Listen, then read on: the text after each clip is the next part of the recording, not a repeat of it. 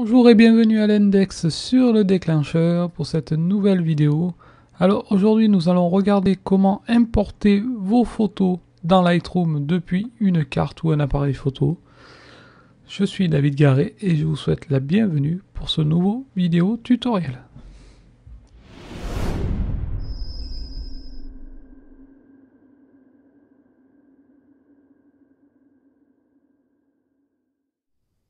Alors pour commencer, je vous conseille fortement d'importer vos photos depuis la carte et non pas depuis le câble USB branché entre le réflexe et l'ordinateur. Donc vous sortez votre carte et vous allez la mettre dans un lecteur de carte qui sera lui branché à l'ordinateur. Ce qui évitera bien des problèmes de transfert sans aucun doute. J'ai eu beaucoup de problèmes et maintenant je n'ai plus de problème avec cette solution. Alors de manière très simple, lorsque vous allez insérer votre carte dans le lecteur, que vous aurez ouvert Lightroom, vous allez tomber sur cette fenêtre. En imaginant que vous ne tombiez pas sur cette fenêtre, je fais annuler, il vous suffit d'aller dans le module bibliothèque ici, et de cliquer sur le bouton ici importer. Vous allez tomber à nouveau sur la même fenêtre. Vérifiez bien que la source soit bien votre carte mémoire ici, donc vous la sélectionnez et puis vous cliquez éjecter après importation, vous le cochez ici. Donc déjà la source, il vous faut bien cocher toutes les photos, donc vous allez avoir l'aperçu de toutes les photos que contient votre carte, simplement. Alors si vous voulez importer toutes les photos, ce que je vous conseille fortement, vous cochez toutes les photos. Et il vous faudra, comme je suppose que vous photographiez en RAW, si c'est le cas d'un appareil Canon, ou en NEF, si c'est le cas d'un appareil Nikon, je vous conseille fortement de copier au format DNG. Alors DNG, c'est le Digital Negative, c'est un format propriétaire de chez Adobe qui englobe votre fichier RAW et le format DNG, c'est-à-dire que ça pourra être lu dans un futur, en imaginant que Canon change de format ou que Nikon change de format propriétaire, comme cela ne soit plus du RAW ou du NEF, ce format DNG pourra malgré tout être lu par n'importe quel logiciel. Donc c'est fortement conseillé de les copier au format DNG. Donc une fois que vous aurez choisi cela, il vous faut choisir la destination. Alors ici dans la destination, il vous faut, ça va être le répertoire de destination des photos. Ce que je vous conseille, c'est de ne pas copier disque dur externe photos vers votre disque dur d'ordinateur. C'est-à-dire qu'il faut de gros boîtiers contenant plusieurs disques durs qui se copieront automatiquement si jamais un disque dur vient à tomber en panne.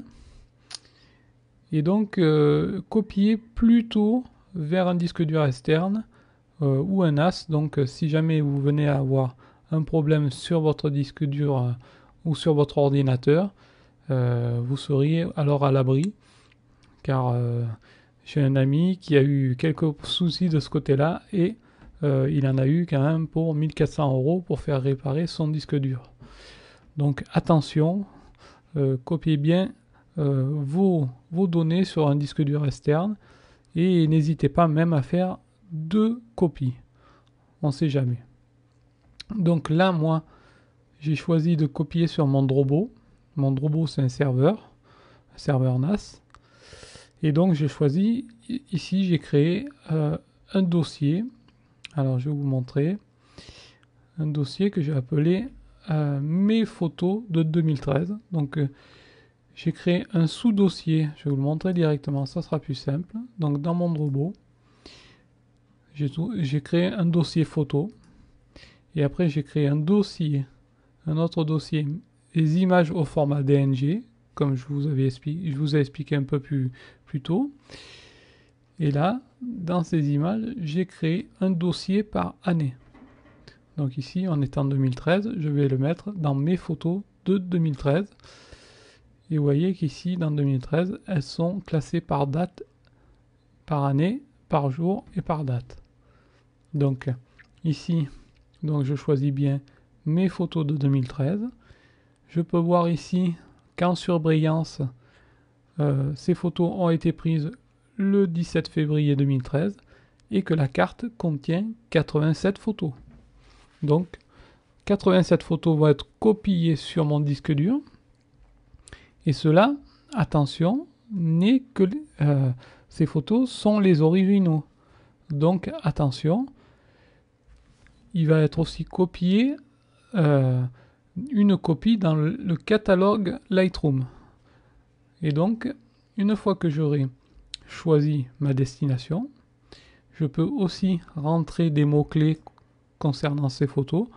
Donc ces photos, pour moi, ont été prises à Clansay, dans la Drôme, virgule. Je peux mettre un autre mot-clé si je le souhaite. Alors ici, il y a des photos de portraits d'un ami qui s'appelle Julien. Il y a des photos de chats. Alors, si je l'écrivais mieux, ça serait mieux. Qu'est-ce qu'il y a d'autre? Donc il y a la tour de Clansay, tour, et ainsi de suite. Il y a une croix. Les mots-clés me permettront de retrouver ces images. C'est-à-dire que si par exemple, d'ici 6 mois, 7 mois, je cherche des photos de croix, dans ma bibliothèque, je chercherai le mot croix, et en tapant ce mot croix, je tomberai automatiquement sur les photos contenant une croix. Donc c'est vachement intuitif et vraiment à utiliser. Et donc ici aussi, il y a 2 vidéos. Donc je rentre vidéo. Et donc ça sera tout pour mes données. Dans les métadonnées, j'applique les métadonnées à utiliser ici. Donc vous, si vous n'avez pas créé des métadonnées, vous allez faire nouveau ici. Et un panneau va s'ouvrir. Donc vous lui donnerez un nom personnalisé. Vous remplissez bien toutes les informations. Alors certaines ici sont vides. Elles sont même vides puisque c'est un nouveau. Mais sur les miennes, tout est bien rempli. Donc le nom, le prénom, votre adresse, votre pays et tout ce qui suit. Donc après, vous faites enregistrer. Et donc vous choisirez ici, dans métadonnées, vous choisirez le paramètre. Donc moi j'ai mis David à utiliser ici. Et ensuite, une fois que vous aurez rentré bien tout cela, il suffira simplement de cliquer sur importer. C'est relativement simple. Et donc, vous retrouverez ici, par exemple, dans le module bibliothèque, imaginons que je recherche une photo, allez, allons-y, d'un bombil. C'est une mouche. Ici, je cherche le mot bombil, je clique sur la petite flèche et je vais retrouver automatiquement les photos contenant des mouches bombil, simplement dans mon catalogue. Alors attention, autre chose à bien vérifier, c'est qu'il faut de temps en temps, Lightroom va vous demander de faire une copie du catalogue.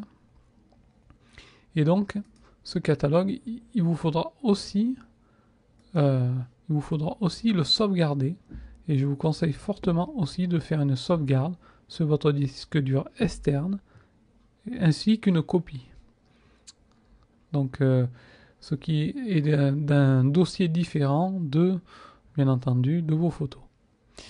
Voilà pour l'astuce du jour. Je vous dis à bientôt à l'indexeur de déclencheur et faites de bien belles photos.